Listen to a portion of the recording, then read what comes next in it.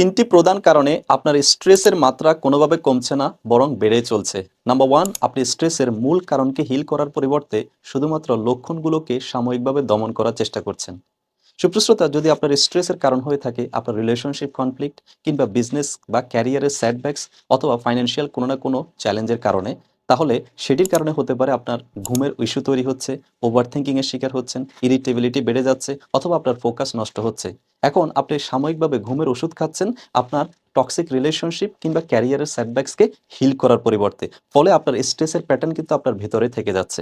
Second reason সেটি হচ্ছে, আপনি আপনার সিচুয়েশনাল স্ট্রেসকে যখন ডিল করছেন না, ম্যানেজ করছেন না, তখন ধীরে ধীরে এটি ক্রনিক অর্থাৎ দীর্ঘমেয়াদী স্ট্রেস প্যাটার্নের রূপ লাভ করছে।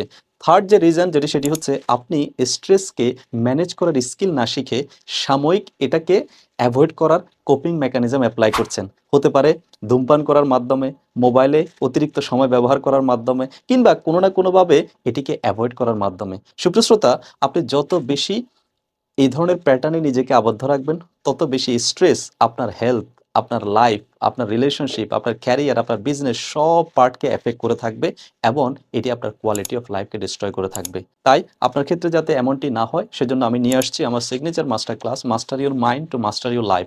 অর্থাৎ আপনি আপনার মাইন্ড, থটস, ইমোশন এবং ফিলিংসকে ম্যানেজ করার মাধ্যমে কিভাবে লাইফ কোয়ালিটিকে ইমপ্রুভ করবেন, স্ট্রেসকে কিভাবে হিল করবেন, আপনার কনফিডেন্স, ইনার পিস এবং ক্যারিয়ার কিংবা পার্সোনাল লাইফের গ্রোথকে কীভাবে অ্যাক্সিলারেট করবেন, সেই গাইডলাইন এই মাস্টার ক্লাসে পেয়ে থাকবেন।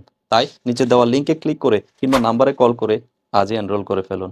Don't miss this opportunity to transform your life. Book your seat now.